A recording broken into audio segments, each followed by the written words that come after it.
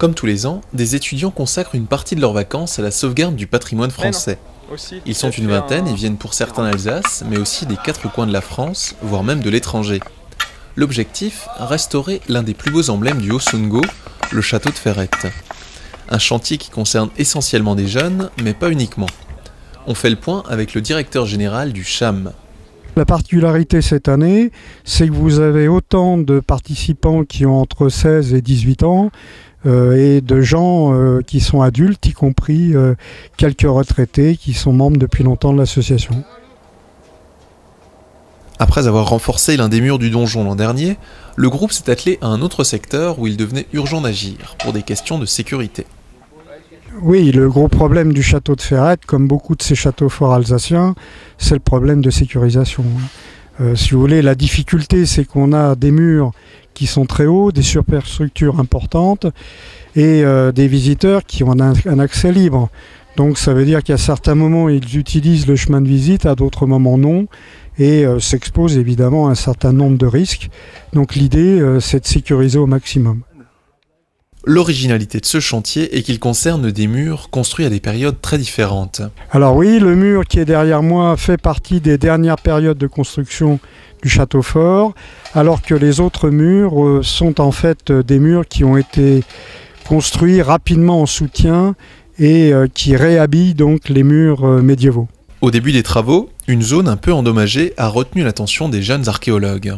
Ici, entre les deux murs où on va travailler, on a un amas de pierre dont on ne sait pas vraiment l'origine exacte.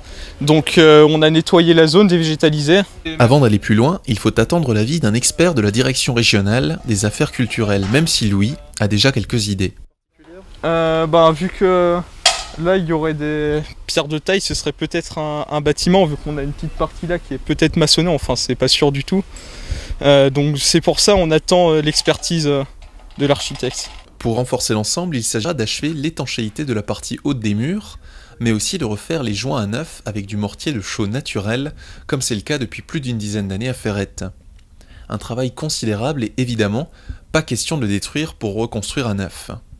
Non, on ne peut pas les détruire. L'aspect du château tel qu'il est et son classement nous oblige à garder toutes les structures qui sont en place. Et donc la doctrine des monuments historiques depuis maintenant une vingtaine d'années, c'est que tout ce qui est en place, quelle que soit la période, fait partie de l'histoire du château. Donc on ne va pas les détruire. Au contraire, on va les solidifier. On va en même temps faire en sorte à ce qu'ils soient en mesure de tenir encore une bonne décennie avant peut-être d'autres campagnes de consolidation. Après avoir bouclé le chantier, les bénévoles vont devoir s'atteler à d'autres missions avant la fin du mois. Après, nous allons démonter une partie de l'échafaudage et travailler un peu plus haut dans l'intérieur du château. Et là, finir des travaux qui avaient été faits en grande partie l'année dernière, mais sur des problèmes de finition, il faut que nous puissions intervenir avant la fin de l'été. Un chantier dont vous pourrez suivre l'évolution tout au long du mois sur K-Bleu, la télévision des Deux Ferrettes.